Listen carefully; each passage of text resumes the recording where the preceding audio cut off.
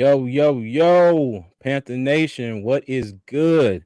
Welcome back to Two Fans in the Stands. I'm your favorite armchair GM, CJ. And I'm your favorite couch scout extraordinaire, Tony. Come on one time, All right, y'all. And everybody, every time. welcome. I guess on the show today, Dougie from Wassup Doug. How you doing, Doug? What's going on, man? Tired, like I told Tony, man, but I'm here.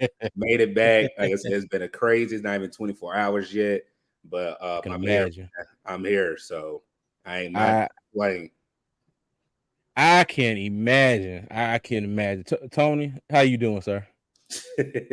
Man, hey, I'm here, man. I'm here. I'm siphoning through all these Twitter posts and Uh-huh. listen to Panther Nation about to lose their damn mind. Everybody want to throw the baby out with the bath water. It's just so much Oh, hold craziness on. going on right now. I just, Hold on, wait a minute. So now what? this crap last night done threw you off balance. You ain't got six in one hand and six in the other, a half a dozen in the Oh, other. not me. I said Panther. I'm talking about the fans. Come on now. I don't rock No, like that. I ain't no nah nah. I was waiting for your patented line. Six in one hand, half a dozen in the other. I was Oh, like, you my you know God, the that. routine.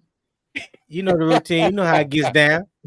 All right, I got you. All right, well, fellas, really no need to sugarcoat. What happened last night. Last night was a mess. Yeah, It was a straight up mess in just about every sense of the word. It Every was an sense of the word. absolute mess. Doug, I'm gonna start off with you, man. What you think about the game? Give us your overall feelings from last night. I mean the excitement was there walking into the stadium last night. Um, it was electric from the start. Like from the start, for me personally, I haven't been to a game since I lived in North Carolina since I guess you'll say I was 13. So it was the Mhm. excitement of getting back home, going back to the bank. So I was excited. I was able to go to the game with my guy Uncle Quan, and we were excited. Like I said, I mean, we were trying to find parking. You can just see. I mean, it was floods of people just packed. So when the game started, everything was good. Defense did what they had to do. As we've known what they've done in Atlanta, defense set the tone. And Right. when the offense came on, it seemed like the same thing that happened in Atlanta. Um, Miscommunication, not a connection with your quarterback and wide receivers. It was just timing. The timing was definitely off. Bryce stepped up in the pocket a couple of times, but I think he did hold the ball a couple of times too long as well. Even in I think our first drive before we kicked the field goal, he had Adam Thielen wide open in the back of the end zone, and he did not see him. It was a broken play, it was a Mm. broken coverage. But Adam Thielen was wide open in the back of the touchdown zone, back I want to say right hand corner from where I was sitting. Then you just go throughout the game. Defense did what they had to do. Defense got Derek Carr off his spot where the man threw for over 300 yards against the Tennessee Titans week one. He wasn't able to do that against his defense. Shout out Mhm. to Right. Evero and his schemes because he said that they were going to basically be disruptive. They were going to bring pressure. They did that. Um, when Shaq went down, I can't think of his whole name, but I know his last name is Hill, the linebacker that came from Grugier Hill. yes, Hamu. Grugier Hill. Yeah. Grugier Hill that came from Philly. Um, definitely showed out. Definitely stepped up. Him and Luvu, that tandem together was great. I think we still did miss Shaq in some areas, but for him to step up in a role, did great. It was just the offensive woes. It just seemed like we were too predictable. Like none of the runs were bounced out. Everything was straight up the middle. Nothing was an intermediate throw. Everything was 10 yards or less. No stretch in the field. We did have a stretch the field play, but it was with DJ Chart getting a PI going into score. I know everybody's saying Bryce this, Bryce that. The man's a rookie. I'm not going to put too much Hmm. on him because this is on his second game. Right. And I'll put that more on the coaches, and we can get into that later. But just for me, the defense is ready. Um, One player that I think people are mad at, but for me, for what I saw, CJ Henderson had a great game. People can say, Doug, what are you talking about? Yes, he gave up that play to Chris Olave, but if you look close at it, that man was in perfect coverage. He turned his head finally, but at the same time, it was just a great catch because he broke it up and Olave went through the play. So what I think CJ could have did better is to continue playing throughout the play. You just don't stop. Exactly. And that's what happened with that particular play. Olave went through the whistle. Olave went through the whistle, and CJ just stopped at the action. So for me, I understand. I don't understand because the fans giving up all this and that. I do have my own feelings about Frank Wright, and there's nothing really bad against him. I just think it's time for him to pass the torch. But that's how I'll start it off right now, CJ. He got to give up the sticks. He got to give up There the you sticks, go. baby. That's how he coming with props and all. Hey, I'm telling you, man. Hey, but like you said, we'll get into that later. Tony, you up next, buddy. Go ahead. Oh man. Like Doug said, man, there was definitely some miscommunications, but I saw more miscommunication with the offensive line than anywhere else on the field last night. Miscommunication on the offensive line. A couple times they did try to run wide zone. The linemen were miscuing on their blocks, double teams that didn't need a double team that allowed another free man to come up right the middle. Like I'm gonna put it together and put it on tape and show y'all exactly what I'm talking about. I'm with Doug on as well as far as with CJ Henderson. CJ Henderson played a pretty good game, and it's sad that he allowed that one play to put a damper on his whole evening. If like Doug said, if he could have just played through the whistle, that's what you are taught. Play through the whistle. I don't care if it was pee-wee, middle school, high school, whatever. Play through the whistle. Just that one swipe on his arm, that wasn't enough. You swipe at his arm and then throw your hands up as if you're not trying to get a pass interference. Well, whether he was gonna get one or not, if he was gonna get one, they would have already threw the flag because you already done swiped his hand, and that's what you're supposed to do when you're trailing when you're a trail defender, you playing the receiver, and you can't get your head turned around. Play the hands. He did that perfectly, but he didn't play it through the ground. And that was one of my keys, CJ. If you remember, I said what we have to do, we have to play too high shell, not allow anything over the top, don't allow any explosive plays, keep everything in front of us while also applying pressure to Derek Carr. They played that perfectly throughout the whole game, and it was the two plays. One with CJ Henderson, and the other one with Dante Jackson. That's the person who forever, and I've been saying this ever since he's been with the team. His technique is not good. His eyes get dirty. What I mean by that, he's always watching the quarterback in the backfield instead of watching his receiver. Yes, you run a 4.3 40, but Mako speed don't mean nothing when you can't get in position. You 180 pounds, you're trying to battle 220-pound Michael Thomas. You giving a weight and height. Yeah. The two explosive plays that we gave up, they end up scoring. Yep. So, hey, I mean, that I also noticed last night as well. And this is, I guess you could say this is a conspiracy theorist part in me a little bit. Oh, hell. But no, think about what I'm about to say. TMJ didn't get into the game until the fourth quarter. Not a pass thrown to him. He didn't get into the game until the fourth quarter. The fourth quarter, TMJ did not get into the game. Tony, if he was in the game before then, Tony, he was in the game before then. Yeah. He was. It was second half. Now, but the person that did not play a light was DJ Chark. TMJ was in the game before the fourth quarter. Okay, so you said second half, so third quarter. So I might be off. I would say the third quarter would be more when you saw DJ Chark, because I think they had him on a I'm about to say a pitch count. It's not a pitch count. On a what's the count that you call it? Snap count. But no, TMJ was definitely in the game. The person that did not play a lot or get a lot of slaps either was Chenault. Like I said, you have too many weapons on this team to go into what you're saying with TMJ, where they're not utilized. And I understand. I think that's what you're going into. They're just not utilized because we got TMJ. Chenault didn't really get reps like that. DJ Chark coming off of a hammy, did not get a lot of snaps. So I understand where you're going at, but go ahead and finish that point. But no, I just want to know TMJ was definitely on the field. Definitely on the field. It's just a matter of play calling. That's what I'm going to say. I'm going to leave it at that. Well, I know he didn't have a target last night. He had 0 targets, 0 catches for 0 yards. Correct. Hayden Hurst didn't make his first catch until the 4th quarter. Correct. Now, why I say the conspiracy theorist in me, both of those guys, quote unquote, if you let some of Panther Nation tell it, they were responsible for the 2 interceptions last week. Do you think they may have been punished?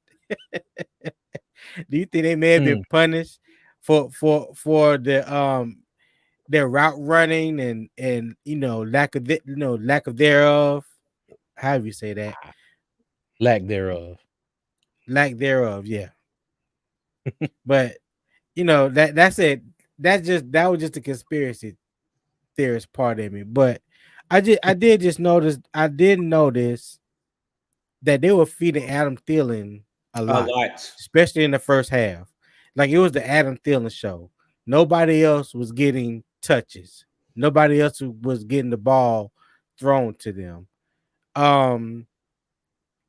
Jonathan Mingo, again, another rookie. Still got to get acclimated to the NFL. He dropped a perfect pass, hit him right in the hands, dropped it because he tried to catch it with his body. Jonathan Mingo is a hands catcher. I've seen him do it at Ole Miss, and I've seen him do it throughout training camp OTAs. For some reason, he was trying to body catch. Ball fell right through it. Then the one catch the one good one that he did have, I don't understand why he didn't have the wherewithal to turn it upfield and try to get more yardage on the one that Bryce sent him on the sidelines. It was a high-low concept. Yeah, the corner bit on the low read, and Bryce Young threw it over the top, hit Mingo. He had an opportunity to turn it up, maybe possibly score. That's the one right before somehow scored. Correct. Yeah, he looked like he just floated backwards, and the ball was perfect. It wasn't like the ball was underthrown. The ball hit him in his chest. So I didn't understand the whole falling back part, but I have to go back and look at that as well. But the defense balled out. Frankie Louvu, gotta give props to him because I gave him hell last week for missing tackles. Frankie Louvu came in there, did his thing. Brian Burns was a no-show.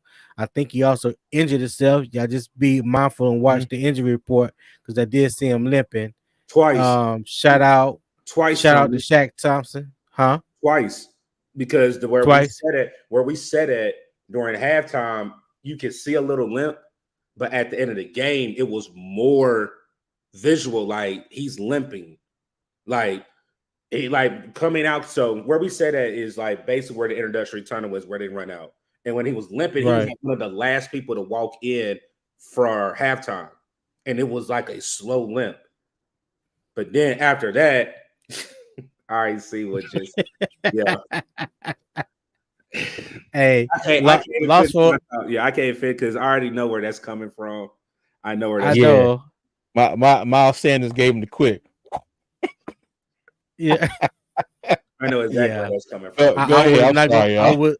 I was not going to touch on that. I don't want to even open that up for debate. Yeah. Go ahead, Doug.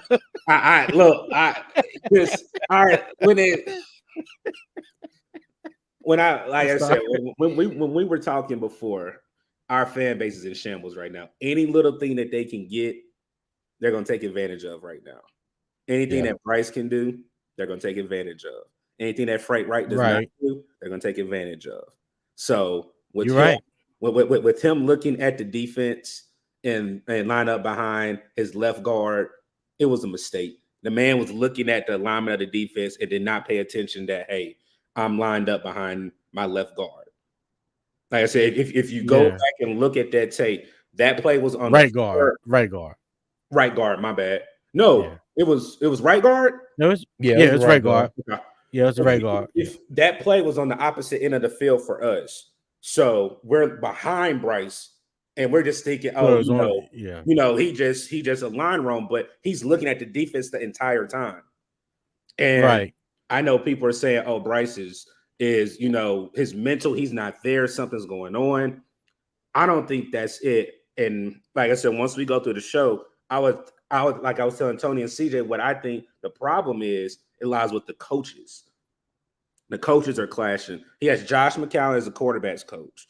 Then you have Thomas Brown as your OC. Then you have Frank Wright as the head coach calling plays. Where I know there was questions in the offseason, are there too many Chiefs and not enough Indians? You know something that I noticed though on the sidelines? I noticed whenever the offense came off the sidelines and Bryce sat down, of course, he's going to sit down with his quarterback's coach. That's who you go over the tablet with. That's who you go over this last series or whatever they are reviewing at the time. But every time he stood up and getting ready to go back on the field or was after a timeout, he was always talking to Frank Wright and Josh McCown. You never saw Thomas Brown interacting with him. In my mind, I'm thinking he's the offensive coordinator. Like, where's Thomas Brown at? So why is he not? That's facts because that's facts because one of the timeouts, Frank Wright was in the middle and Josh McCown was in there. Thomas Brown was on the outside of the circle, and then he said something and walked off. He was not in that circle talking to Bryce. He was not in that sideline talking to Bryce. Yeah. Well, CJ, what you think about it, man? What was your outlook on the game? Now, I am going to be the one that kind of sort of doesn't agree with everybody about the defense. I'm not saying they didn't play good, but I saw them get just destroyed in the run game up the middle.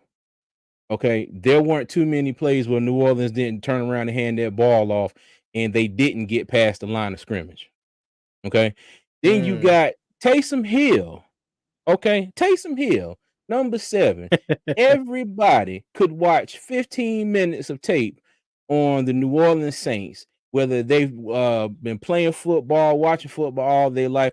You could take somebody from Istanbul who've never seen football a day in their life and let them watch a little bit of the Saints tape, and they said, what's going to happen when number 7 get in the game? Oh, he's going to run the ball.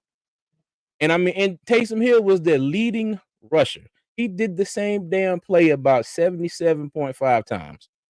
Okay. Yeah. So that right there, just that really pissed me off. And I said this from before the preseason game started, that the run defense up the middle, my feelings then were I didn't really trust it. Okay, I didn't feel that we had enough oomph, to be able to stop a team's running attack, especially switching to the 3-4 defense. And it was last week in Atlanta. It was last night with the Saints. I mean, they're just running straight up the gut. Now, other than that, defense did great. But, I still want to point that out because that has to be shored up. Because if you can turn around and hand the ball off and you're going to get 3, 4, 5 yards, that makes it easier second down going forward. As you can see on the flip side, with us, we were constantly in second and long, third and long, because Miles Sanders and Chuba Hubbard were running straight up the middle in between the guards and the centers and getting nowhere. Absolutely nowhere. Okay. What I think that would have done wonders for Bryce if we could have run the ball somewhat similar to what the Saints did, especially as far as on first downs. Okay, I think that was big for them. And, I sat here the other day, and I got to say this. I talked all the trash in the world about C.J. Henderson. All right. I still ain't a big fan of him, but I will agree. I will agree he did play good last night, and I can't even be mad at him with that long play he gave up because, like you said, he was in position. And when they slowed the tape down and ran it back, it was like ball hand. I mean, it was almost simultaneously. So, but like you said, the shit just went the right way. Olave played through it, caught it. I'm more pissed off at Dante Jackson, for getting his shoes blown off of him by I can't remember Shaid. Yeah, I Oh can't. yeah, Yeah, I'm more mad at yeah, that. I'm just like, you know what? Okay, hold on. You muted, Doug. yeah. You muted, Doug. I said correct. It was Shaheed because I think if Shaheed did not, if we had great coverage right there, we would have got the ball back because I think that was second or third down if we stopped him right there because most of their long passes I felt were like a shark in water. It was basically, I'm just gonna throw it down there. Hopefully they do catch it. Because other than Pretty that, much. again, Derek Carr did not look good. We had Derek Carr locked No. up as DBs, and again, the pressure, which we knew was gonna have to be efficient, and meaning they had to hit him, not pressures, but take him down. I think that did bother him as well because his timing was off with a couple of throws. But like I Especially said, the interception. the interception Yeah. was dumb. The interception reminded me of when we play Atlanta with Marcus Mariota when he was on his backside and just threw the ball up. Because that was no reason why for you to throw that pass up. I'm glad we took advantage of it. But like I said, You know what though? That wasn't a bad pass on his part as much as it was a damn good play by Von Bell.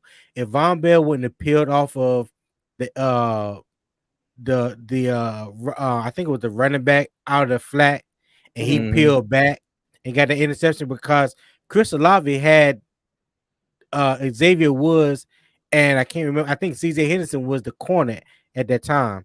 He had both of them beat. If Von Bell wouldn't have peeled back, if peeled back pretty much on that coverage on the interception, that ball would have been completed to Chris Olave. So that was a damn good play by Von Bell as it was to not saying to say that Derek Carr didn't throw a good pass, but He was still when you Derek compare, Carr. yeah, he Derek was Carr still was Derek Derek Carr. Carr. Don't get me wrong. Yeah, I mean, quiet as kept. If you look at the stats, as bad of a game as we feel that Bryce Young played, he had better stats than Derek Carr. Better QBR, better passer rating.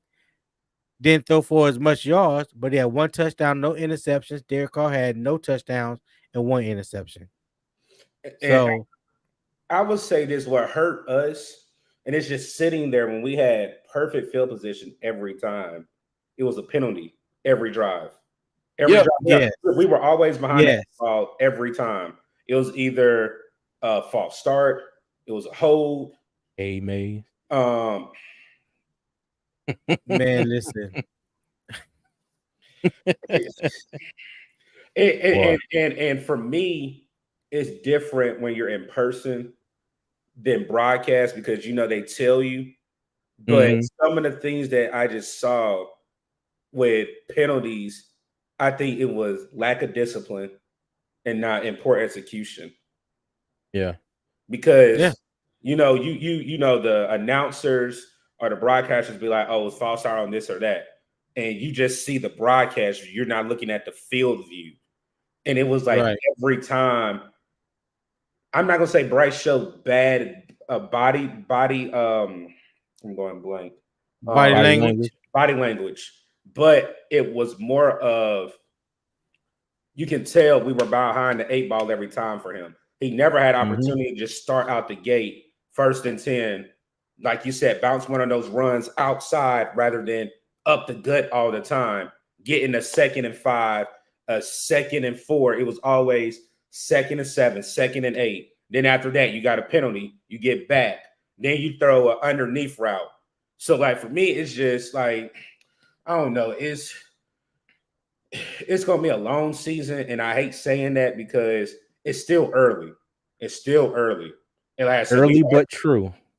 It's true, but reason why I say it's early and you never know what happens. We were at the game, and I will hand it back to you guys after I say the Nick Chubb news broke in the arena, and the people that we were sitting with, and they were just like, "Did you hear what happened to Nick Chubb?" And first thing for me was like, I got him on fantasy, so I was like, when I seen the pictures, I was like, "Oh God!" Like, look at Aaron Rodgers now. They're not even what everybody's projecting to be in the playoffs because of one player. No. Nick Chubb, being one of the best running backs in the league that could help Deshaun Watson, is now out.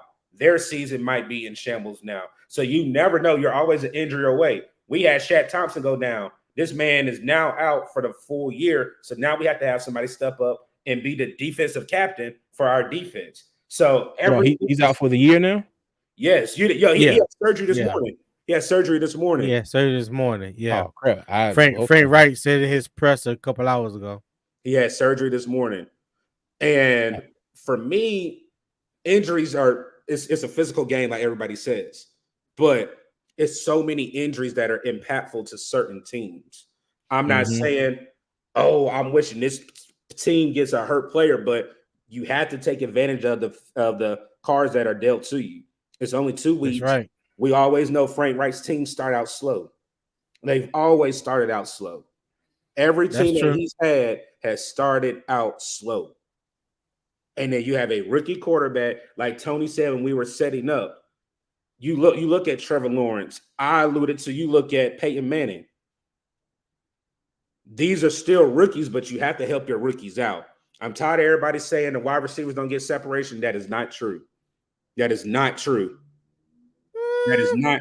Is it?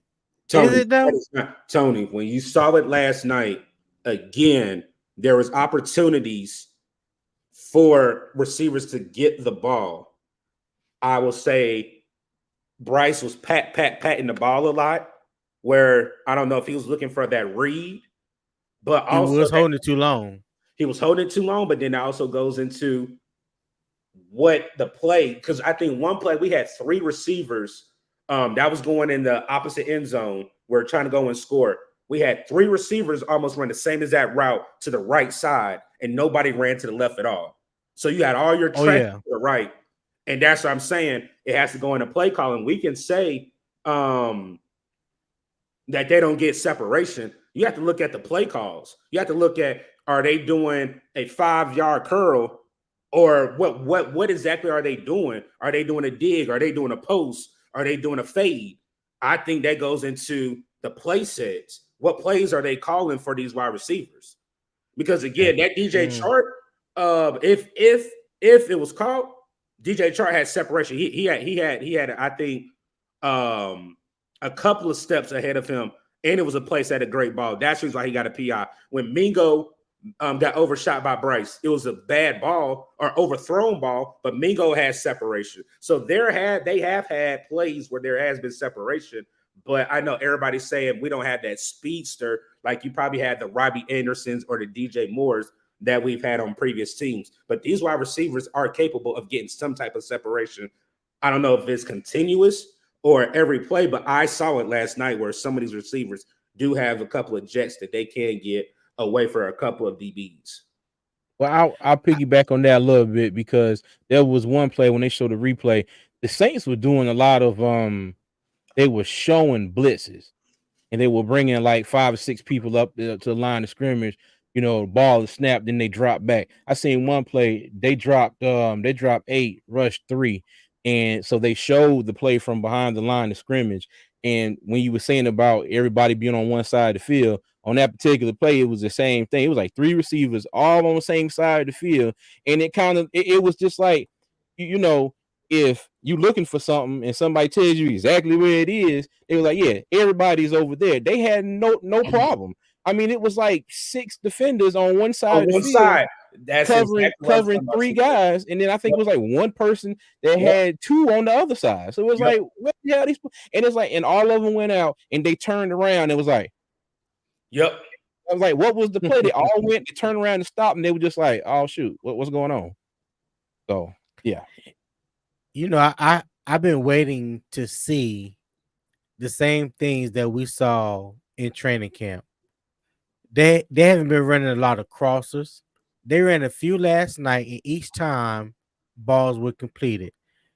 Adam Thielen caught one that was right near the sidelines. DJ Chark caught, I think, his first one, or maybe his only catch. He caught That's one. my mom. That's my Nah, mom. Popeye seat. That's Oh my my god. that's my mom. Because she know I'm tired. That's why she looking at my eyes. I'm tired. That's my mom. That's Mama She Deuce, said, man. What's up, you Mama know Doug? what? Yeah, What's that's up, Mama Mama Deuce, man.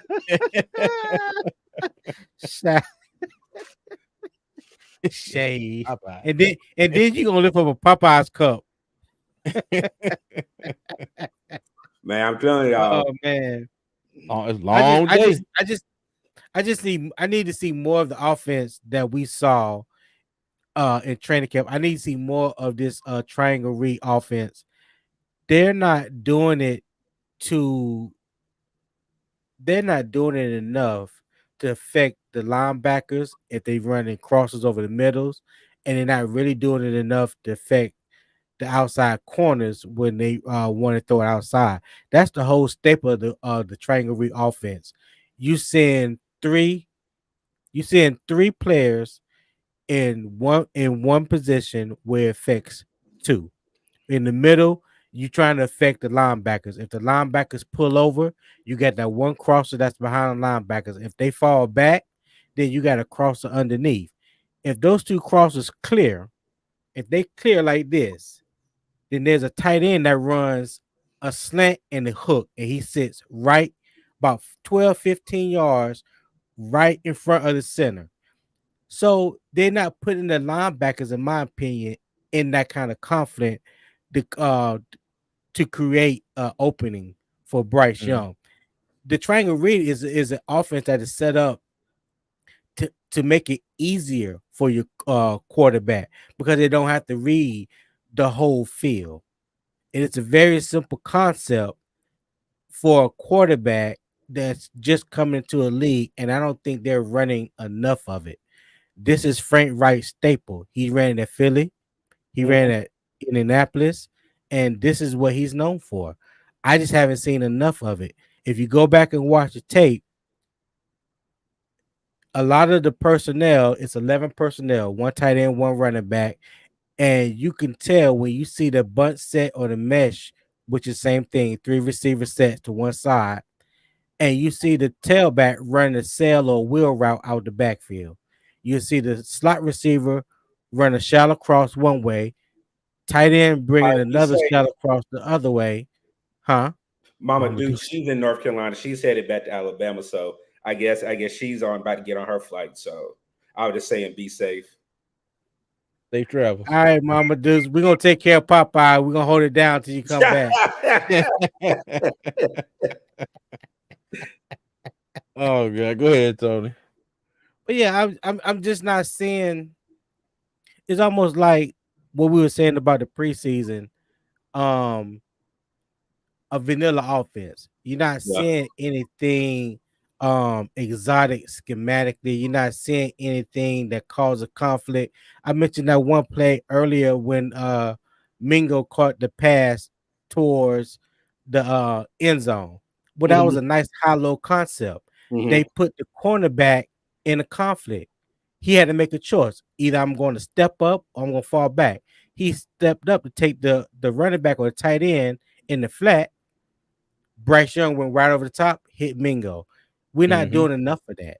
It's So like you Yeah. you you you you're waiting for these receivers to win these one-on-one matchups. And right now, I don't think they have the offense down pat in order to do that. You have to scheme them open.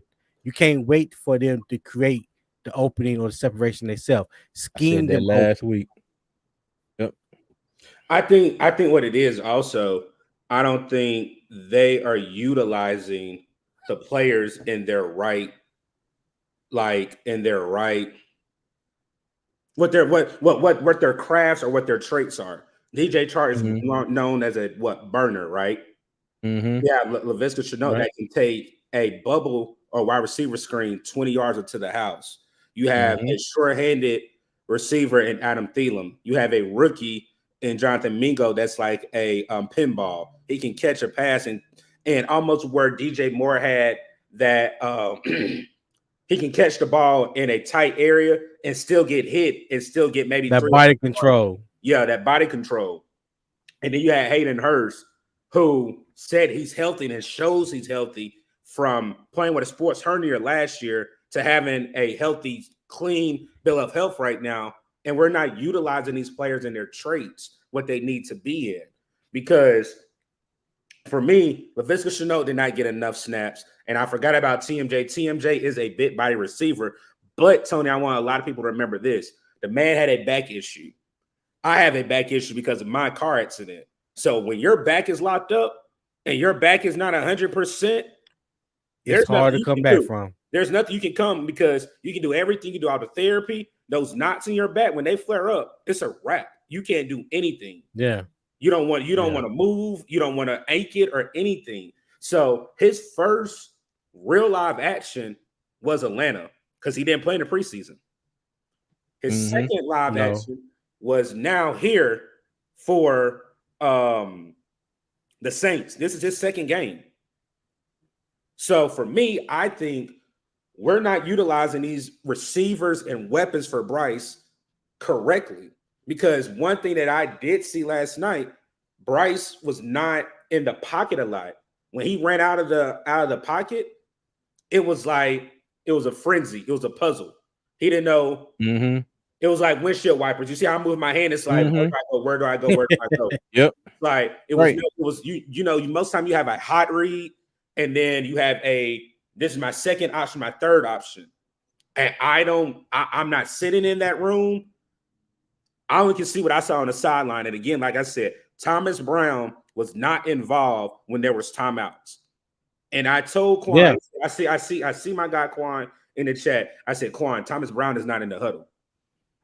And for me, that is puzzling because it goes back to what we talked about behind the scenes with after the game presser. You're getting upset because fans and reporters are asking, you have an offensive coordinator, you're not utilizing them. You're not utilizing them at all. But I even told Quan this, when you look at it, when we knew Frank was calling plays in the first half and Thomas Brown was calling plays in the second half, could you tell a difference, yes or no? Oh, yeah. Okay. Yeah. I rest my case. Yeah. I rest my case. Yeah. But I also, let me say this real quick. I don't want people to get so sold on Thomas Brown needs to call plays right now because we have to keep in mind he was calling plays in the preseason and in the second half when you had second and third string team members running these plays. So let's not act as if he was running or calling these plays against ones. When I say live bullets, I mean regular season. When these defenses got time to scheme for you, when you're going to see these exotic blitzes, when you're going to see like what CJ was saying, it's called muddy in the defensive line, where you got about 8 people standing on the line, then you drop 4 or 5 or whatever the case may be. It's just a muddy front. Because they're trying to confuse the quarterback because you don't know where the blitz is coming from, if the blitz is coming at all. So they'll muddy the front like that. It's a lot of things Bryce Young is going to have to get used to.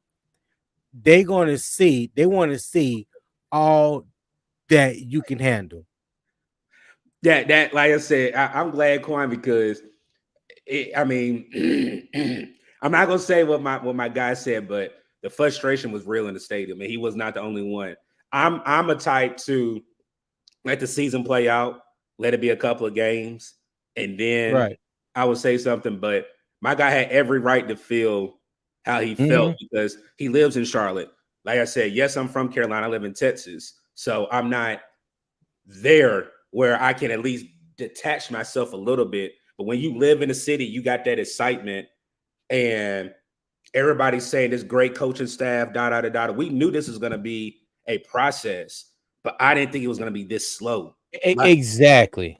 Exactly. But how long do y'all think, honestly, this process was going to be? So granted, Granted, this was just game 2. And just I'm not, game 2. it's not the wins or losses for me. It's not the wins or losses. Okay. What it is for me is what Quan just said in the chat. It's the scheme of using your players. This man was beside me going livid, saying Chuba Hubbard had a great game. Why aren't you playing Chuba Hubbard? And I agree with Quan. Quan kept saying, I mean, he was yelling like, I'm like, Quan, they can't hear you. They can't. He was like, man, no, Chuba Hubbard needs to play. And I said, I agree with you. Then, like I said, for one player for me was Laviska Shenault. When you had that trip set on one side, you didn't even utilize it. Icky was getting downfield with blocking perfectly whenever we did try to do anything on a boundary for him to bounce out. Yeah. Like, I think when we were heading out, Miles Sanders had 14 carries. And then Chuba only had 2. Chuba had 2. Laviska Shenault had 2 carries. Yeah. I think Chuba averaged 8 yards a carry last night. Yeah, he had 3 for 26. He had 3 carries. My bad. 3 carries. Yeah, 3. But hold on, Tony, hold on. I'm gonna interrupt you here real quick. But my thing is when you were saying about how long did we take how long did we think this would take? And like Doug said, it's not about the wins and losses. Okay, it's about coming out here and looking like a damn turd. You know what I mean? It's they look pathetic, and there's no other way to try and frame it. They look pathetic. Okay, and we were all sold this dream, and I bought into it too. But I did not think we was gonna go out there and just shock the world and win every game. But Atlanta and the Saints, I thought were both winnable games. They're out there. They just look like they are lost. Bryce doesn't look like he know where the read is. The receivers, like we say, we call it receivers not getting open. They are getting open.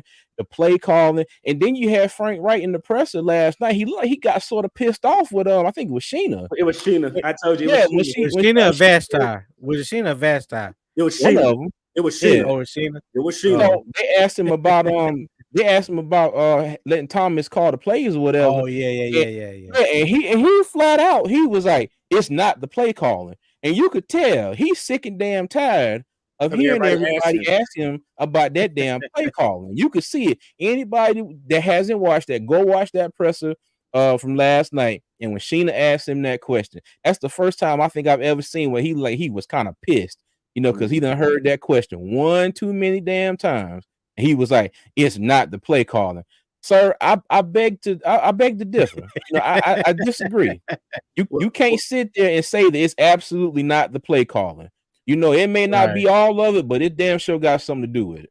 Well, CJ, did y'all and Tony, did y'all see the clip that just came out with Derrick Brown and Michael Thomas in the tunnel after the game? I read it, but I hadn't seen the clip. What happened? No. Derrick Brown was about to go do some damage in that locker room, and he had to get restrained from going into the locker room after the game. So with 2 weeks into the season, you already got players that's angry with results. Because for me, where are you going? I mean, you could did all your damage on the field, but now you're chasing a player after the game in the tunnel trying to go in their locker room. That may not have been because of the game. That could have been something. Oh, Michael Thomas was running his mouth. You can hear it in the video, but the point I'm making is still, he was. That's what it was, and that's what I'm getting to. Michael Thomas was running his mouth. He was running his mouth, and underneath Derrick Brown's skin. But for me, you do your damage on the field. Let them talk, but then you shut them up. The defense did. And I understand what CJ said. The defense did their job, but it's a team game.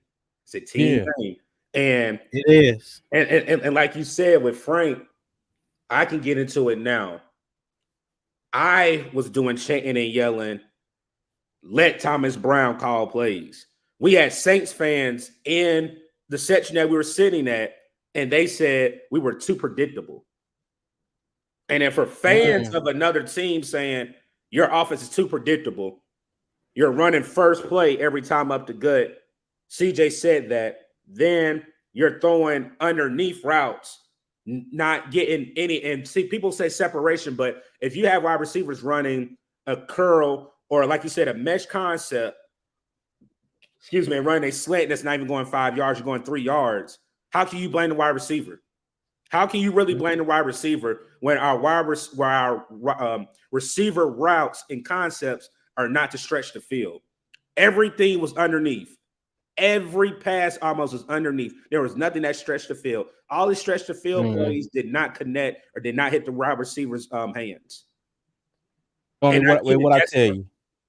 Tony, what I tell you, in preseason, his playbook was 10 plays long, and he was only calling 2 of them. Oh, well, and now we see the other 8.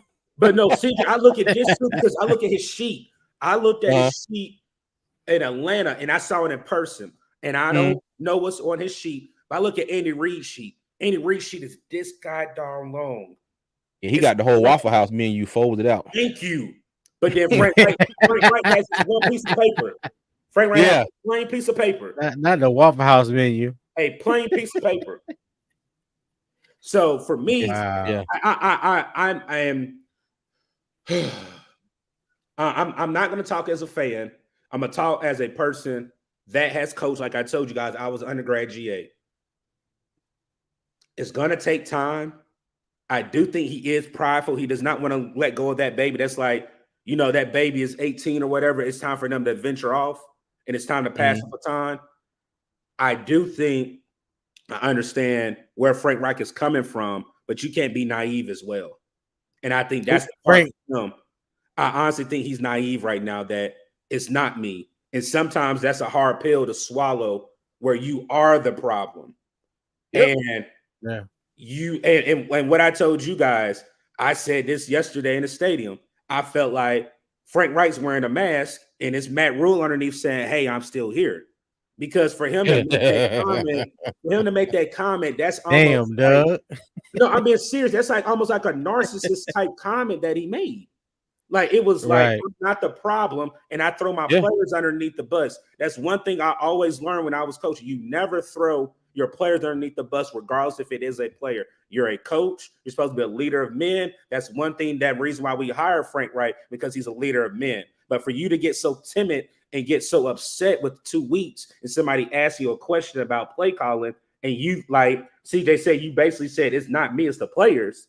Yeah.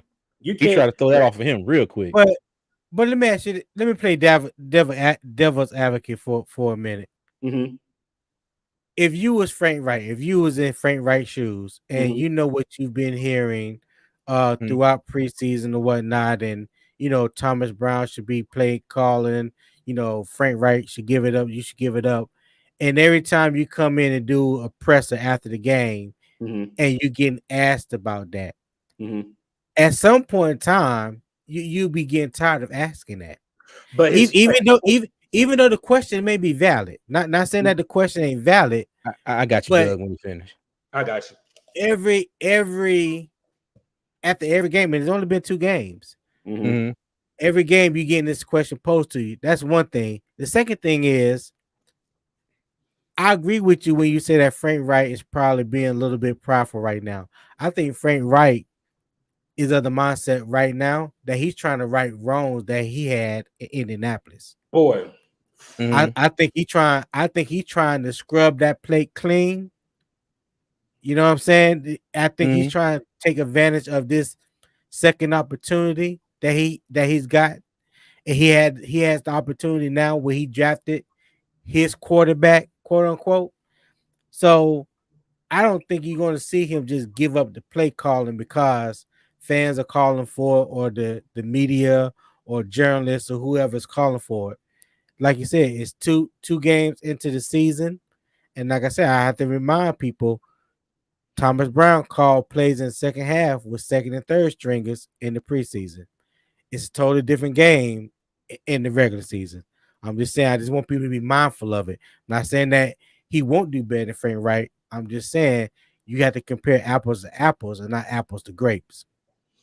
But going back to what you said about Frank Reich, being that it's 2 games into the season and being that he is the head coach for a professional football team, you're not playing in the backyard with a stick or something with the boys in the neighborhood. it's a professional football team. And if you know as the coach, and if it's in your mind, it's not the play calling, you don't get up there and say nothing like that to a reporter. If you know deep in your heart it's not the play calling, you supposed to you're setting the tone for the rest of your players. Okay, the stuff you get up there and say, your players are going to see that, and they're gonna be like, oh, well, it ain't the play calling. So what's he saying? We just going out here and messing everything up? You know what I mean? And in their minds, they might be sitting there like, well, damn, we done ran this play 4 times and it ain't worked all season. Let's try something else. You getting paid a lot of money. My thing is the shit's running downhill now. If after game 2 and you get that same, mind you, you got the same question after game 1, you got the same question after game 2, same question in the preseason. Okay, like what they always say, a hit dog will holler. Yeah. Well, CJ, before Tony says something, let me even point this out. When we were leaving, y'all know who we play Sunday, right? Seahawks. We just played what day? Monday. Today's an off day. Mm-hmm. First day of practice is what? Tomorrow? And then have Wednesday out by Friday. Yep. So you're already on a short week. Then you lost Shaq Thompson. So now you have to figure that spot out. Then Brian Burns is limping around, wants to play through an injury because he wants that paycheck. Might even hurt himself even more, and you're on a short week. Then Bryce is, from my eyes, is all down and out because he feels like he's not doing his job, and now he's going to a hostile environment and going across country on a short week. I ain't gonna say too much. Hopefully, you guys understand what I'm trying to say. But don't worry, I'm gonna say it in a few. If you think it's bad now, you think it's bad now. I never thought it'll get worse, but for everything that's going right now, it can get a lot worse next week because you're on a short week and you got to go across country. Oh, it is. Let's go ahead and call a spade a spade. It's about to get worse. Seattle, Minnesota, Detroit, and Miami. Not in that particular order. You did it in the right order. You did it actually in the right order. All before the break. Yeah, yep. I hate to say it, and I was optimistic at the beginning of the season, training camp, preseason, even the draft. We traded DJ Moore. Still kept my optimism. I hate to say it, but it's dwindling away. We looking at a smooth 0-6 going into the bye week. I will say this too, and walking away from the stadium, just going through my phone, looking at Twitter, everything, this or that. They updated the draft order, and guess who has two number 1 picks, first round picks in the top 5? The Bears. Chicago. And Quan said this, and I really hope he don't say that in the chat. He said, imagine them getting Caleb Williams and Marvin Harrison Jr. And the first thing he said, Doug, it's not fair. And when he said that, I said that it blew my mind whenever he said that, because I'm like, that is definitely a possibility. Because the way we're playing right now, and then hold on, it's funny because we got a Bears fan. Shout out to Los Four Amigos. He's always in here with us, and I want to say, on my damn nerves. I want to look. He said this earlier in the chat. Yeah. Look at he said back-to-back picks, Caleb and Marvin. That's wild. Just imagine that though. But we said that last night, and it just made me upset because it's like, oh, everybody's talking about T. Higgins. Everybody's talking about Hunter Renfrow. What's another wide receiver that's been thrown out there? I think that's the two that I can think out the top of my head right now. Yeah, I think that's the two I can think of too. Oh, Mike Evans was for a hot second. Mike Evans was flying around. This thing off. Yeah. But now since you say that, okay. So looking towards next year, now we traded DJ Moore. We don't have a first round pick. We do not. After two games this season, I hate to say it, it's really looking like a wash. And I still don't want everybody to panic. You know, I don't think it's panic mode just yet, but I think everybody has to take a few steps back, take a seat, take a deep breath, and just realize, you know, what the hell is going on right now. But, you know, the Panthers are either going to have to, and Tony, you brought this up. I don't know if it was last week or got what last live we did. Maybe it was with Aaron. And you talked about maybe somebody trading Brian Burns, you know, mid-season or trading for Brian Burns mid-season. So hold on, Doug, hold on, Doug. I'm gonna be like Tony, play devil's advocate now. So my thing is like, if this gets any worse, which it seems like it does, do we try to trade during the middle of the season to gain assets back, or is it a situation where the Panthers have to really make one hell of a splash in the offseason and get Bryce some weapons in, and some maybe some O-line help too, depending on, you know, what's what. All right, so let me ask you this then. I don't know, because I can come back if I'm welcome back. Where do you get that D-line help now if you do trade Brian Burns? And what I mean by that is you do have Barno. Barno did not get any snaps outside of special teams. YGM did get his first sack or half sack last night, which was a good showing. You have Justin Houston, who is the elder statesman in that room. Then you have DJ Johnson that we drafted in the 3rd round that did not even dress last night. So that's your 4 outside of Brian Burns right now. So you're telling me you trade away a top 5, top 7 DN in the league right now, and you can get draft picks for it. But I know where people are going to be upset is, why didn't Carolina accept those 2 first rounders from the Rams? Yeah.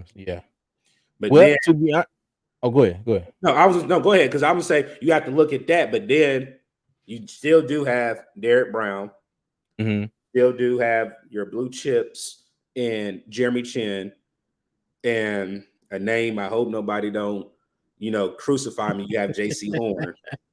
But reason why I say that is because Jeremy Chin, before the game, I said Jeremy Chin has to show up. They've been saying they're going to use this man as a certain way and all this and that.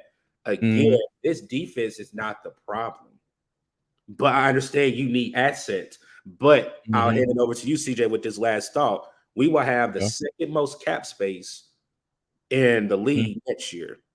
Yeah. I'm not saying that you plug and pull, because where do you win? You win through the draft.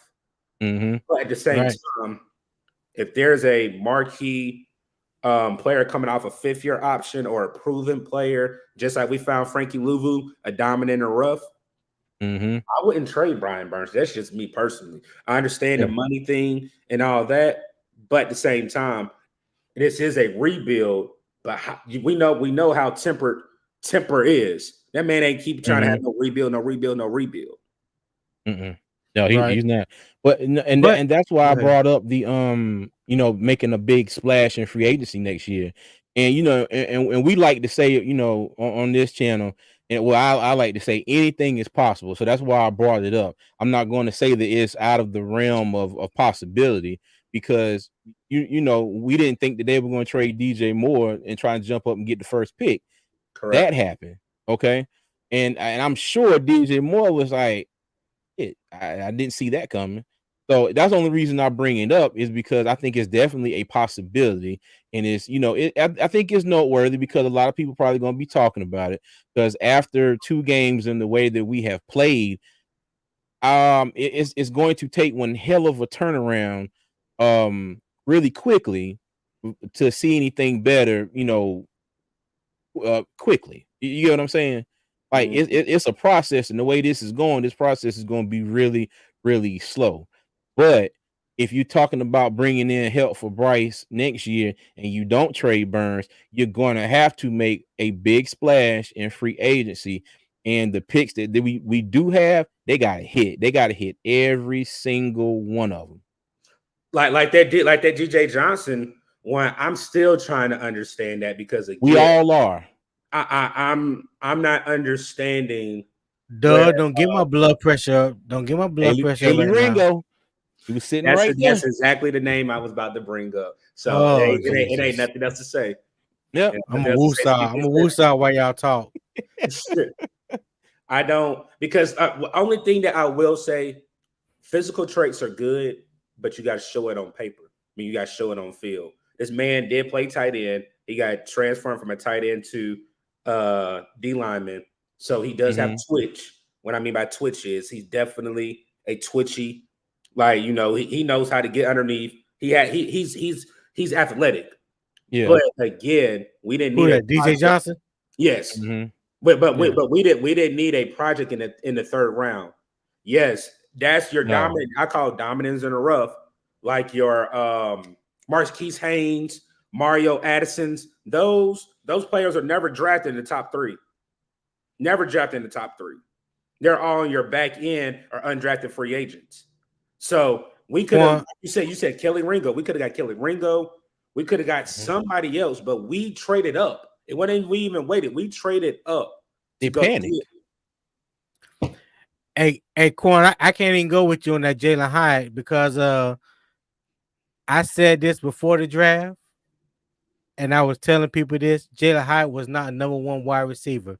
Everybody got fooled by this young man because his last year at Tennessee, and in that offense, that offense made him look good. Go look at Jalen Hyatt's stats for the first 2 games of the season this far with the Giants. He's not even the number 1 wide receiver on that team. If I remember correctly, Jalen Hyatt has 0 catches for 0 yards. And I ain't got to even tell you touchdown because you got to have catches to have a touchdown. He's not getting any. He's not doing anything in New York. And people thought he would come here and be a number 1 wide receiver. First of all, he's not number one wide receiver. He has speed. And most people that have speed, they good for one thing: running deep vertical go routes. Yep. Right?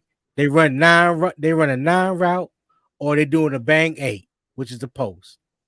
That's it. Tillman was the number 1 receiver out there. CJ, I mean not CJ Tony. Tillman, Tillman, the wide receiver that was for Tennessee, he was their number 1. Oh Lord. See now Quan about to get my boy because he was doing this last night. Quan, y'all forgive my guy Quan. Quan is pissed right now, and he's upset. I mean, he good. He upset. That's the reason why he's playing devil's advocate right now. He played devil's advocate right now. This is what we here for, Quan. Hey, we here for. We here for. He needs a therapy session right now. Well, Tony, he had 2 catches for 89 yards Sunday. Jalen Hyatt. Okay, those are only 2 catches he got in 2 games. Because game 1 he didn't have any. But what I'm saying is, he's not a number 1 receiver, and even you, Uncle Quan, I hate people even bringing his name up. The dude was not number 1 wide receiver. If anything, we should have tried to get Zay Flowers. Josh Downs was available in the second round. With this offense, you know what I'm saying? Jordan Addison doing his thing in Minnesota. A lot of people slept on Jordan Addison. Jalen Hyatt was not better than all 3 of those guys. He wasn't better than Addison, Zay Flowers, or Josh Downs. To answer Uncle Quan's question, Mingo has 5 receptions for 43 yards in 2 games.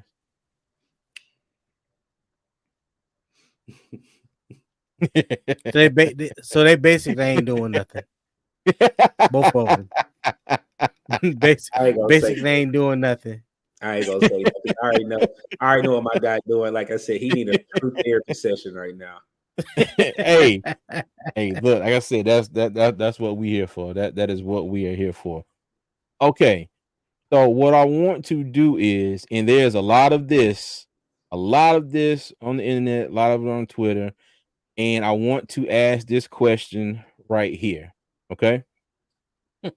Is it time to panic, or is it time for patience? Tony, go ahead, Doug. My honest, and this is not a fan, is patience. Mm-hmm. Because I'm gonna say this, and you can build a house on a rock, right? You can't build it quick. And with that house, it takes a process. If you rush and build a house, what's gonna happen? More than likely, a foundation is gonna happen, a roof is gonna leak. We want to win right away, but we have to do it the right way. And I do think we have the right coaches, regardless of me saying Frank Wright needs to pass up the baton over to Thomas Brown. You have great pass the sticks, like you say, pass them sticks over. But it's patience. But I know everybody's tired of losing. But you have to do it the right way. And a team that I think we can mimic off of, I don't know if we have the right GM for it. And I will say that. But I love what Jacksonville has done. They brought in a veteran coach in Doug Peterson. Doug Peterson came after Urban Meyer, which did draft Trevor Lawrence. But just look at how that team has flourished with Doug Peterson now. Yeah, they did. They did not do a great showing this past Sunday with the Chiefs, but a lot of people have a lot of respect for Jacksonville now because of the way they've drafted, the free agents that they brought in, and they drafted their quarterback. I think Bryce is the right answer. I just think Bryce is in his head a lot. And you cannot be in your head right now, young man. This is not, like I said, modern day. This is not Alabama. This is the league now, what you dreamed about doing as a kid. So overall, I am patient because I want this team to be right. I don't want fool's gold. I don't want a golden year and then we go back to trash. I want this team to be built the right way, done the right way, and continue success the right way. All right, Tony, I'm with you. Patience, definitely patience, and I've said that from the very beginning. You can't have a turnover with your team or as an organization like we have, whether people want to call it a rebuild or not. Your eyes can tell you what it is. New head coach, new offense coordinator, new defense coordinator, new defensive scheme, new offensive scheme, rookie quarterback. I mean, it takes time. Like Doug said, this is the NFL. This stuff is not going to just magically happen overnight. And I've said this before. It takes a good 2 years, for any quarterback to play in a system and master that system to the point to where there's no thinking at all. They know that system inside and out, up and down, sideways, whatever you want to call it. Bryce Young is not there yet. As smart and as cerebral as he is still a rookie quarterback.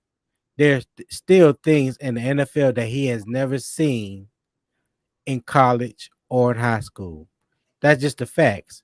And it's going to take time for all that to come together in jail. It just wasn't going to happen over in OTAs or training camp. Damn sure it wasn't going to happen in preseason. So we just have to be patient. I know we haven't had a quarterback, really since Cam left, and everybody's eager to, have that franchise quarterback to get back to winning ways, to have something to feel good about. But before we can walk, we got to crawl. And right now we're going to be in that crawling phase.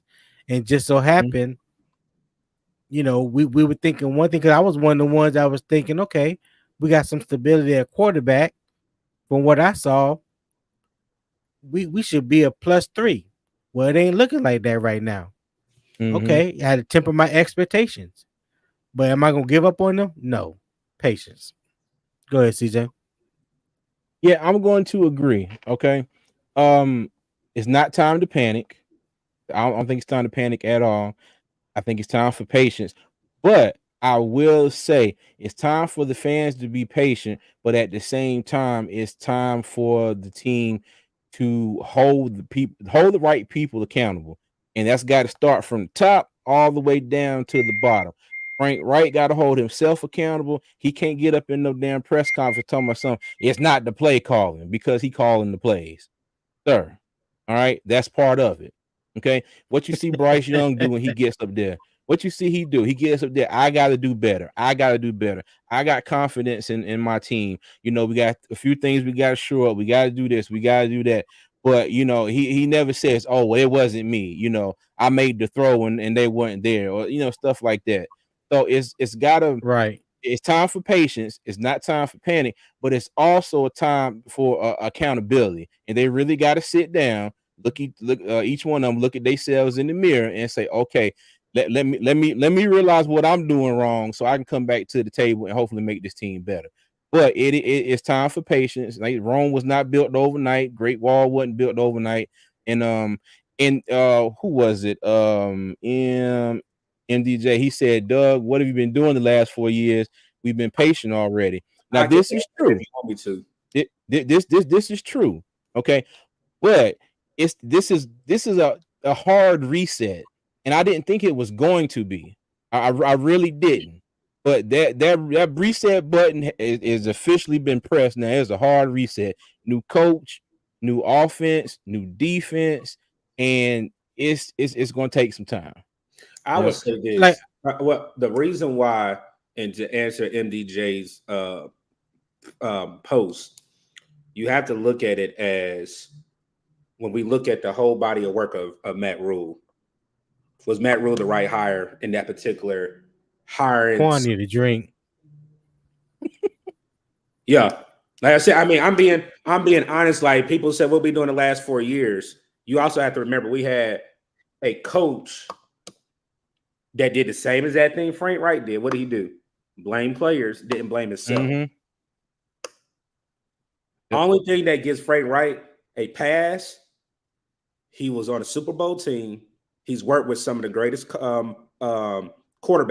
He has a good reputation around the league. We didn't know anything about Matt Rule coming out of Baylor. So you had, like I said, if you look at right now, nothing has changed almost. And I know people are saying, nothing has really changed.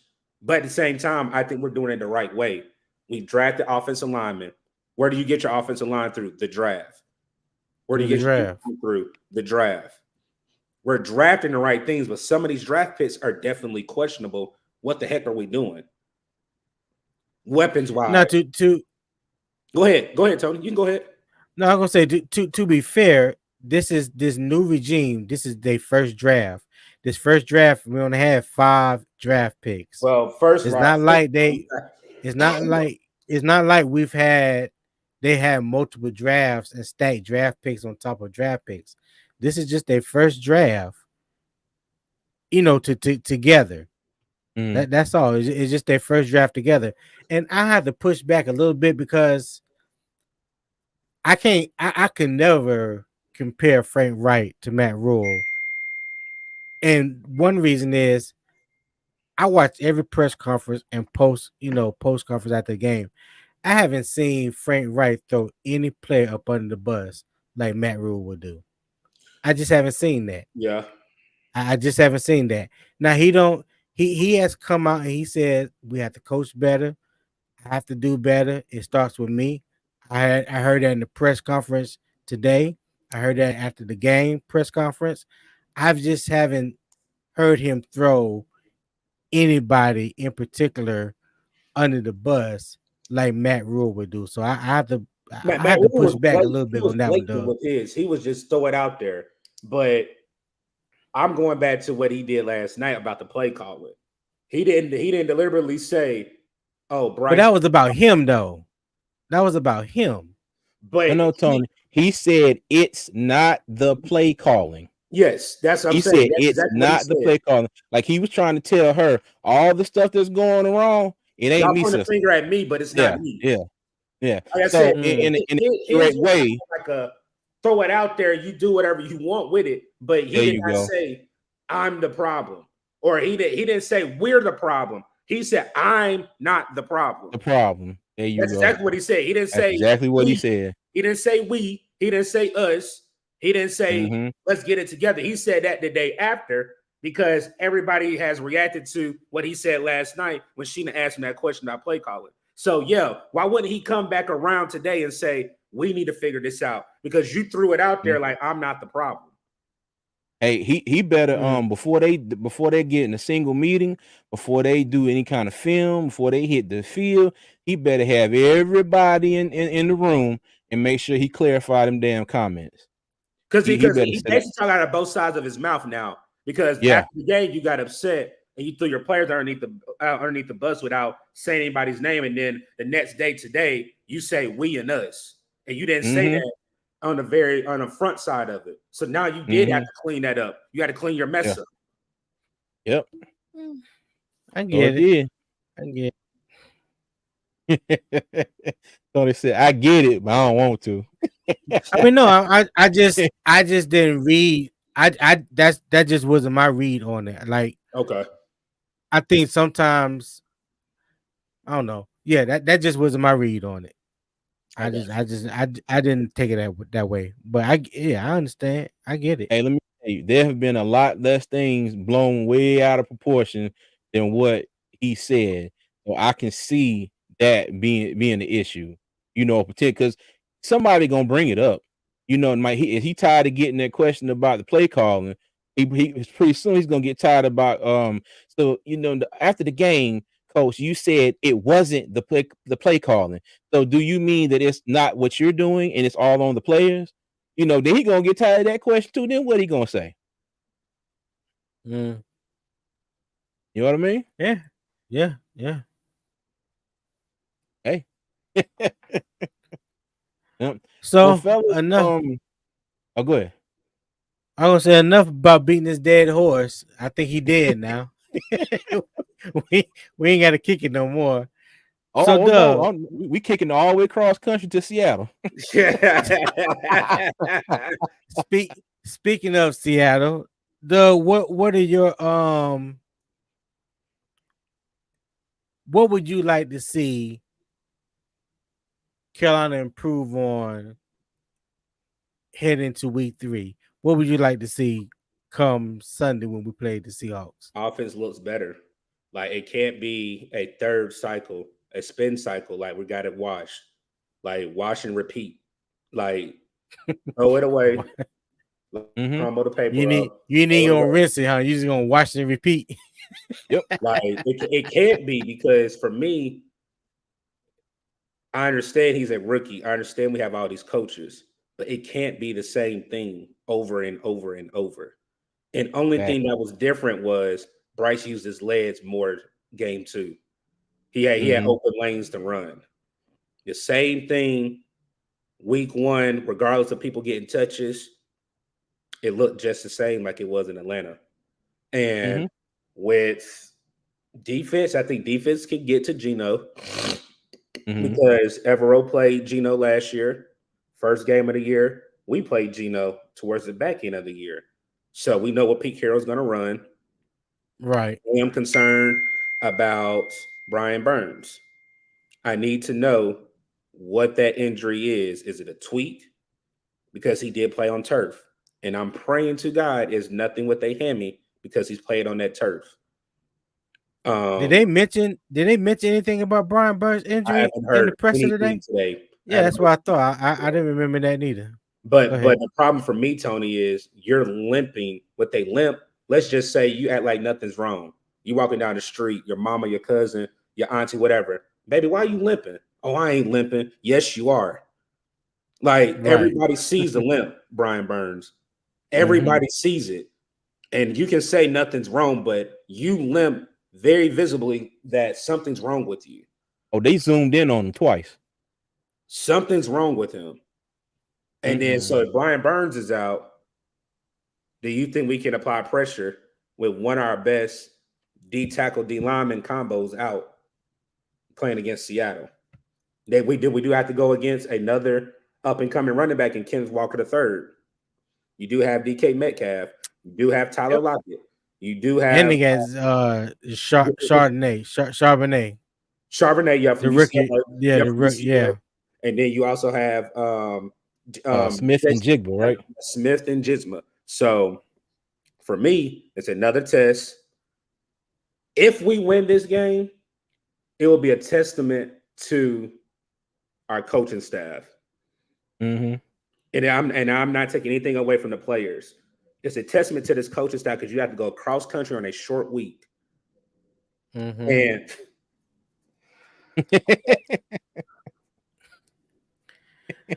Touch him, Lord. Touch him. I'm telling you, Let him use you. I'm telling you, he hot right now. He hot. Like when I say hot, Quan is on fire right now. But we all are though. We all are. And I know for me, when I get super duper upset, I get upset, I get loud, but when I'm extremely pissed off, I get quiet. I ain't gonna lie. I came straight upstairs and got on my computer and started playing Starfield. I was just like, damn this game. I had to go do something else to take my mind off that crap, man. I got up here and got the sticks, and I was just like, you know what? I'll talk about this shit tomorrow. Tony sent me a message last night. It was like, hey, you want to do something? I said, man, damn them Panthers, man. Yep. It's a lot. It's a That, lot. and listen, hey, listen. That's the clean version of what he said. Yeah, it is. Yeah, that's the clean version. I told Quan last night. Whenever I told him, we were talking about me joining y'all. I said I ain't putting no Panther gear on today. I said my bags ain't. Bruh. My bags ain't even on Panther. I said I ain't putting no Panther gear on today. I can't do it today. I said the same thing. My jersey sitting right over there. I started to put it on. I was like, you know what? I got a brand new Brian Burns jersey that I brought when we was in Charlotte for training camp. I said, I ain't putting on no new jerseys today. They don't deserve it.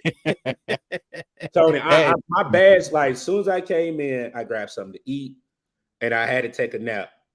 And my bag is still in my room. I said, I ain't even about to put. I said, I'm about to put a Nike shirt on.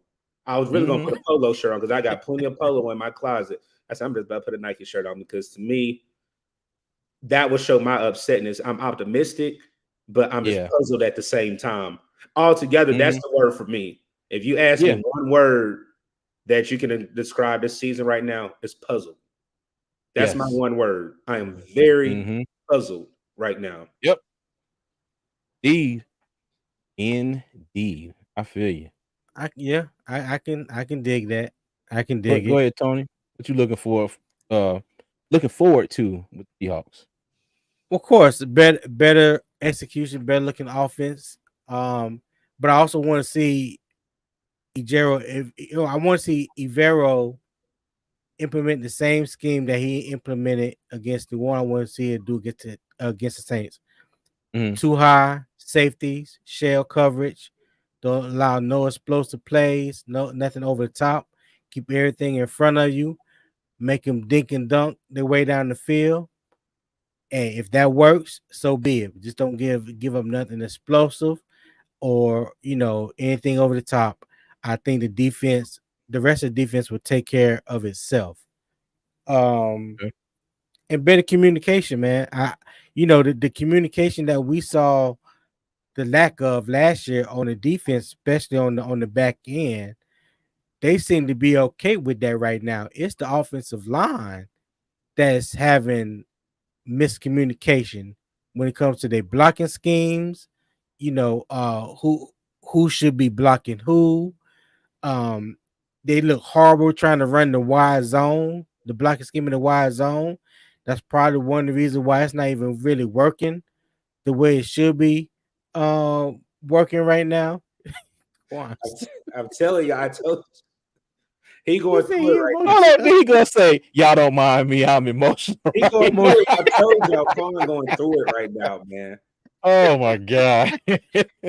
Yo, this is the most Quan has ever talked in any of our live chats. He going through it ever. Right now. I'm telling you. Ever. Hey, you gotta get it out, man. You got to get it out. Go ahead. Yeah, I do have to agree with him though.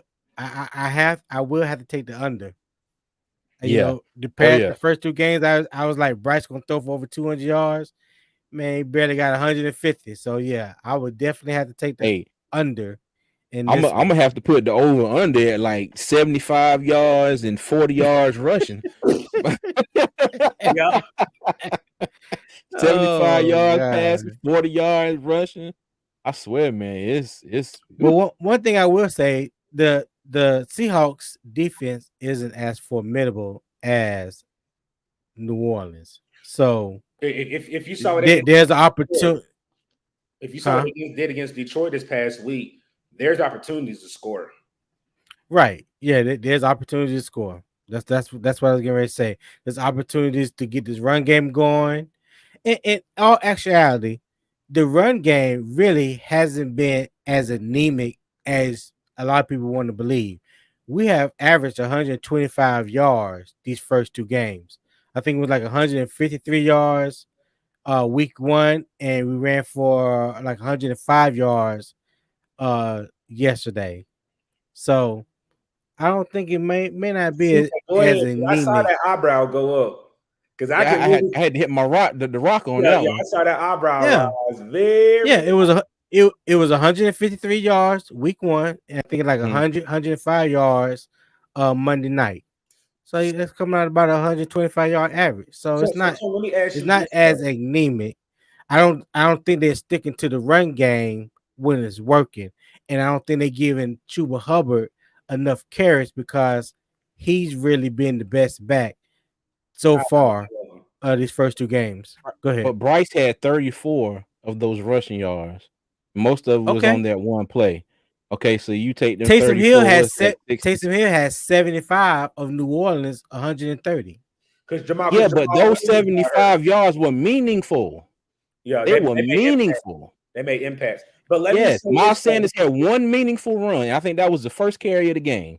But Tony said something for me. If you say that, Tony, the question I have for you though is if we bounce some of those runs out, that yardage would go up. Mhm. We never had an outside bounce run going outside of the guards. We never had a But run the wide outside of the tackle. but the wide zone blocking scheme has not looked good these first two games. That's the one thing that I've been trying to say. If you watch them run the wide zone, the offensive linemen are not running the wide zone to perfection or good enough to where Miles Sanders can pick his holes and hit it. They have looked horrible in my opinion, and I'm gonna try to pull it up in tape and show some of those runs tomorrow. Okay. But from what I've seen thus far, when we trying to run the wide zone, the blocking has been bad. Dial it back to the X zone or something. Shit. Well, I would say this too. I think a point needs to be made that Zala went from left guard to right guard. And I think that was very important where people are Mhm. missing as well because that is different. He did line back up with Icky, where they both were a great tandem at NC State. But that was a hard transition because, again, he's only had one starting game at left guard. Now you done moved What I him tell you, Tony. where you moved him to right guard. That I understand, you want him to get familiar with a player that he's known for years, but him and Taylor Moton did a great job where you could have put Cade Mays, you could have put Jensen, or what's the guy that we got starts with the T? Rock Um, Morton. He played in that last drive. he did. No, Rockmore played Yeah. 45 of the snaps. 47 40 yeah, 40 What happened to 47% of the Mays? Did he snaps. get hurt or something? Or No, he they was just took Mays trash? out No, because, they're rotating him and Mays out. Oh, okay. Mays had a critical penalty, and after that, they took him out. Okay. See, look, the game was But that see, bad. I didn't realize he was in there to the last play, last drive. my thing on that, my thing on that was put a player back in his natural position. Correct. He's been a starting left guard, played left guard throughout college. Mm-hmm. He's only played right guard that one game. It's not like And it worked. he came from playing the whole season at right guard. Mm-hmm. He played right guard at one game. Naturally, if you decide to start K Mays' natural position is on the right side, from tackle to guard to center. He can play anywhere on that right side of the line. It's like it's their muscle memory. It's their muscle memory. Now, Oh I'm yeah. not saying that he didn't do good the first game with Taylor Moon because I think he held his own. He But did. we talking about Atlanta front four Calais as opposed Campbell, to New Orleans front Jared. four. Yeah. The Jared.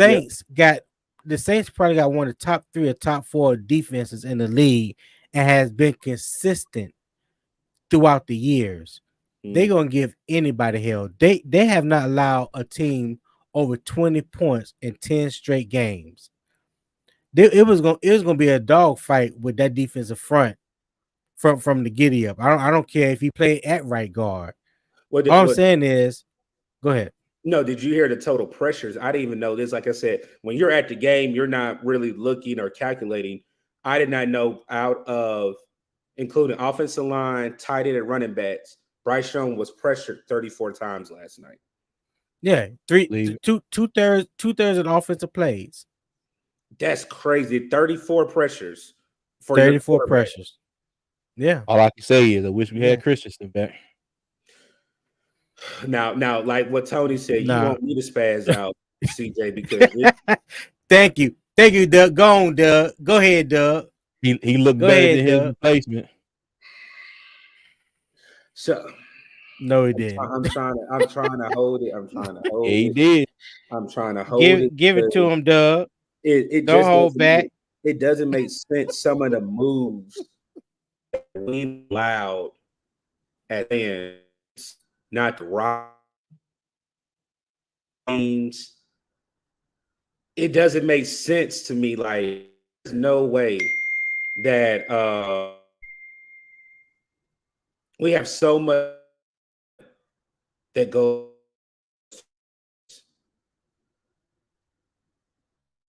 There's like C-Man, he's healthy. He's the best running back, best weapon in the league, and he's showing San Francisco. Yes, everybody call him injury prone, but a lot of these players are getting injured because of playing surface, and I agree with that because I saw two tonight. I saw two last night. When you want to be cheap, the owners want to have soccer fields, have events, and all this and that on playing surfaces. I saw it from my own eyes last night. But they put grass down for who was it? Whenever they had AC Milan or whatever. Chelsea. It was Chelsea and Real Madrid. World Cup soccer. Yeah. Yeah, the World Cup soccer, they actually put grass down. Yeah, they make sure they put that grass back for them. So for me, I'm like I said, I'm puzzled. I'm just ready for the next week. I'm hoping right now we're trending down bad. We're trending, you know how you have a paper, it shows a trend. We didn't went past the line. We're down right now. Yeah, we're on page 2. Yeah, we're in a negative right now. We're in a negative right now. We're in a bear market. Yeah, exactly, Tony. So right now where I'm at, I really think it can't get no worse than what it's gotten right now. And I'm praying, in all seriousness, it cannot get no worse than what we saw so far. You got all your weapons back. DJ Chark, y'all did not force feed him. Y'all did not have him out there on the snaps. Every single snap, he was on a snap count. Adam Thielen is finally healthy. People have to remember, he came off an ankle injury. I do not know about TMJ. Like I said, I just know with my backs, that back ain't nothing to play with. So he has weapons. There's no excuses anymore for Bryce to saying, oh, he doesn't have wide receivers out there. He doesn't have this or this or that.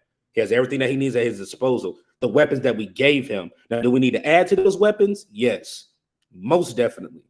But everything that we brought in for Bryce this year is at his disposal.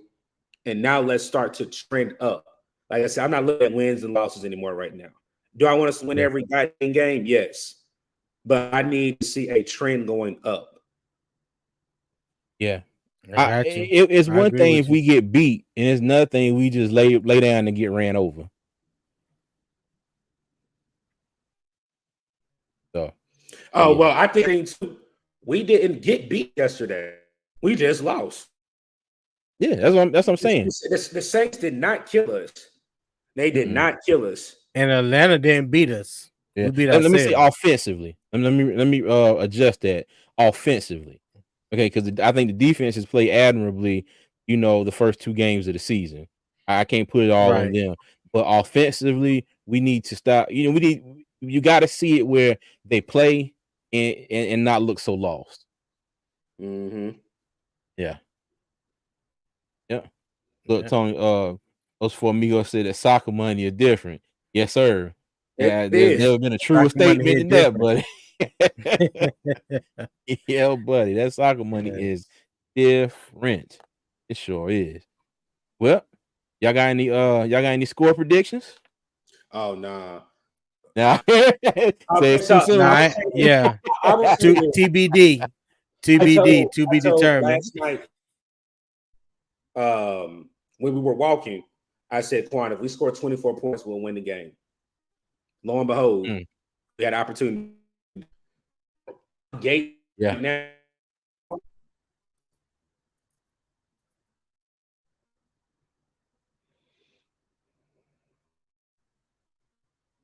Give me a 24 because Evero has stopped both of these. I was waiting on this because I knew he was watching. That's just I was waiting to see. Give me the actual prediction. Can I say we have to score? Even because it's done has really stopped both teams. We're not really scoring over 20 or more. I understand the score has been different, but I'm saying just for the defense responsibility. If we score over 24 points, we win. Do I see that? Like you said, TBD to be determined to see who plays. Yeah. Oh, Steve Fitness says, do y'all think it's mostly Bryce's fault or the play calling or the skill positions not being effective? It is a healthy mix of all of it. No, we're not a healthy mix. It's a it's a lethal mix of all of that. Rank them 1 through 3. 1 through 3. Play calling 1, skill positions 2, Bryce 3. I agree with that because I agree. You can't put that rookie. You can't put that on no rookie right out the gate. You can't because the speed of the game is different. Everything you can't put that on that young man. You can't. Yeah. Right. Yes, he might be back there holding the ball a little bit too, but like you were saying, Doug, I think that's still a product of the play calls and what they're running. You know, I mean, he had a couple bad plays the first game through the picks. But I think all in all, he would be just fine. Now, if y'all want to panic, Panther Nation, for the rest of this season, if this season is a panic for you, because it doesn't look bright. But I'm not panicking at the team as a whole. Bryce will be fine. If the defense, like I said, my only knock on the defense, if they can go to Seattle and shore up that inside rush defense, great. Because with JC Horn out, like you were saying, Tony, if we can play if we can play that same type of defense and how they did versus the Saints, I think we'll be okay. Yeah. All right, hold on real quick. I just seen something from Carolina Blues. Shout out to Derrick Brown. That's all I gotta say. And I agree with everything that man did tonight. Michael Thomas through our home tunnel to get to the locker room, and Derrick Brown wasn't having it. That's the reason why it escalated. So shout out to wow. DB. Shout out to DB. Yeah. Shout out to DB. Okay. I understand every reason that man did what he did. Because that's just blatant disrespect. Disrespect. He seems like a kind of even keel dude. So he had to be. He is. Yeah, he's very he had to be something. But no, I called him for trying to take Michael Thomas' head off. Like literally, he was in his grabs where he almost could grab him. That'd have been a bad day for Michael Thomas, boy. Oh. That would have been like a I said, bad day. I definitely agree with CJ with that, man. I'm ready for Sunday, regardless what happens. I'm still a Panther fan. I know people are going to be seeing different content on my channel. It's because of the region that I'm in. It's nothing that I am not a turncoat. I am born and bred at Carolina Blue. I guess I'm from North Carolina. I always will rep it. But right now, I just need to see some positives. Not saying it's a lot of negatives, but I just need to see trends up. Because like I said, the next time I go to a game, I will be going to a Dallas game. But then I will be there for the Hall of Honor where I can't wait to go back. Hopefully, I have something to look forward to where we got a couple wins that are underneath our belt. I don't want to be sitting in the stands and that'll make us 0-6. Mm-hmm. We play Houston because that's week. Yeah. 8. Yeah. I'm not trying to sit in those stands and we 0-6. Like I said, I think once we get the first taste of it and get that win, I think it will help this team a lot because this team is young. Oh yeah, no doubt. They're hungry, and they hear the outside noise. When players say, "Oh, I don't hear it," you hear it, and I actually know they want to make their fans proud. And I think again, we only need one win, and I can see it happening in Seattle, but I'm more of a 60-40 right now, Seattle. But I'm gonna root for my team all the way. Right. Oh yeah. Right. So yeah. Well, fellas, any any final words before we call it a show? No, I just appreciate Tony and CJ having me up. Like I said, I was worried that I was gonna not know what to say. Yeah, fair now. He definitely need a drink. God dang. He need him a pint. This is gonna get you a pint, fair now. We ain't gonna tell nobody. Wow. Yeah, that's not gonna happen. But now I definitely appreciate you fellas bringing me on. Like I said, I was tired. Like I didn't go to sleep till 2:30 this morning. Then I had to wake up at 6 to get on the shuttle to head to the airport.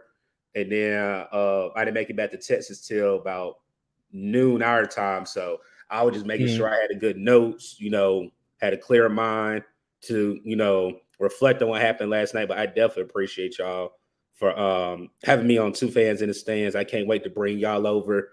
And like I said, we continue. Hopefully I can see you guys in person. We definitely talk behind the scenes. And then, y'all ran the Quan guys in person. And then have you guys over. But I appreciate the work. Keep grinding. And I think it's time for us to all use, because this is a tough time for our fans. And we have to be honest with them. But, like you said, you have a platform where you can vent because it's a tough time right now. It definitely is. It definitely is. Yeah, no doubt about that. Yeah. No doubt about, I ain't got nothing, CJ. I'm all tapped out right now. Nothing left to say, huh? Man, it's 3:00 in the morning where I'm at. I'm trying to go to sleep. Oh, okay. Yep. Look, I said our stock arrow is pointing straight down. You know what? Yes, I didn't agree with your other comment, but yeah, it at the moment we are definitely trending down. Absolutely. Well, all right, everybody. Thank y'all for joining us once again. Thank you, CDougie, for coming on the show with us. Thank you for your insight on this game that we had yesterday.